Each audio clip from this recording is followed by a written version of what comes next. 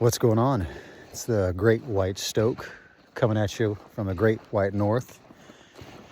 Taking a little walk with my oldest boy here down the road. That pleasant crunching you hear is the snow beneath our feet. And you might hear some dogs far off barking. The moon up above is half full, so the road before us is illuminated like some big white runway, and on either side of us are dark black and white spruce trees intermixed with some aspen. Now, I had promised this video a while back to the grand arbiter of truth and truthiness, Mr. Southern Paladin, and he had put out a video about people need to make some videos, but now that I have my weekends back up here and being on the internet and on my phone as much as I am, I try to be present as much as possible on my days off for my boys and my family and give them as much attention as I can. But let's talk about it. It's nothing too glamorous, really. It's just the story of a street fight. Maybe you've been in a few, maybe one, maybe none.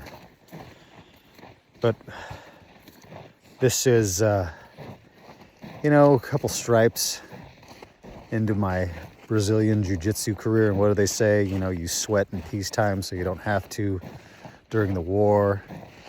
Southern Paladin had made a statement, I am paraphrasing here, and if I'm wrong, correct me, that, getting into a street fight is a mistake.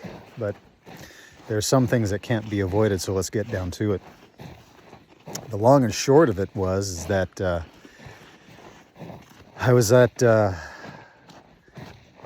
client's and had some dude harassing one of my employees. And I got out of the truck and said, hey, stop effing with my employee and amscray, kick rocks, make like a tree and leave. And maybe it's because I was wearing a lavender-colored polo and didn't look that intimidating. I mean, like Southern Paladin has said, I have a young face. I think that's just good genetics. That's another video. So he decided that he wasn't going to take any lip from anybody, especially some dude wearing a lavender polo shirt, and started coming at me. And truth be told, I did not want to have any type of engagement. I have a very expensive prescription. I don't want to have to wait 2 weeks while they cut some glasses and get it to me. So he came at me. I pushed him back, said, dude, just get out of here. Started advancing again. I moved forward, pushed him back. Just get out of here.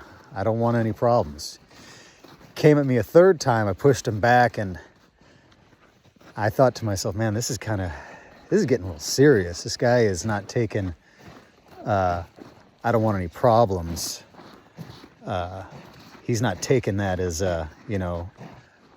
as a statement of, I really don't want any problems. So I reflexively put my hands up in front of me on my center line, which is what I learned in Wing Chun, and he saw that and got belligerent. He said, oh, you know karate.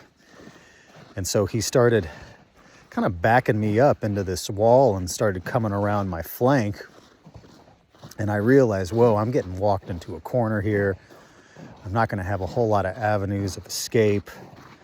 I really don't want to eat one in the face. I really don't want to have my glasses broken and have to go through the whole process of getting another pair made. I've got my wife and my fairly new baby boy in the truck watching this go down. My employee is kind of off to the sides watching this all go down. And when it comes to unarmed combat, you deal with it on your terms.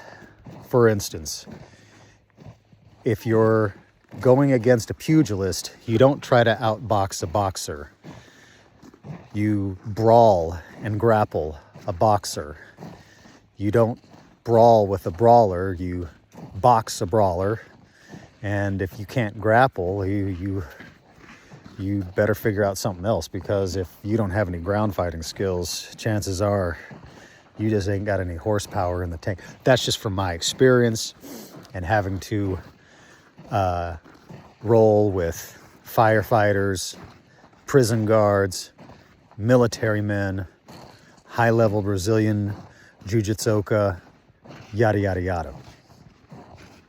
And you have to pick your line in the sand, so to speak. And you need to move before they do. Some very simple concepts of go forward, stick, yield, and follow. So he started advancing on me, and I picked a line that if he went beyond that, I'm just going to go in. He crossed that line. I went in, got close, swept him to his back, crawled on top of his chest, and very quickly put him in a figure 4 key lock. I instructed him to put his right hand above his head, because I didn't know if he had anything in his pockets, like a screwdriver or a knife or whatever. I really didn't want to eat something in my rib cage and come up with a collapsed lung or something in my colon or small intestine or large intestine, whatever. So to, I guess, incentivize him doing that, I put my left elbow on his trachea, put a lot of pressure on that. He put his right arm above his head. I made him apologize, and I told him, I'm going to let you up, but if you come at me again, I'm going to rip your arm off and fuck you with it. Ooh, didn't say that around the boy. Anyway, that's all it was. No big fanfare. He got up, ran off. And that's the street fight story. For anyone that was interested. Happened real fast. The wife had to watch it go down. It was stressful for her. But that's what learning Brazilian Jiu-Jitsu will do. You get a muscle tone that the majority of people don't have. Even those who are going to the gym and pressing big weight, most likely they don't have a very, very strong core. They don't have footwork. They're not able to move in a coordinated fashion. One of the great things about martial arts is that you get a heightened sense of like where your body is in space and time, if you will. So that's what it is. It's a beautiful evening up in Alaska. Hope you guys are taking the time on your days off, giving your family your full attention, because days like that go by very fast. I'm sure you guys know it, especially the ones who have some older kids. Man, it was just yesterday when they were really little, and they grow up real fast. Hope you guys are well. Great White Stoke, and I'm gone.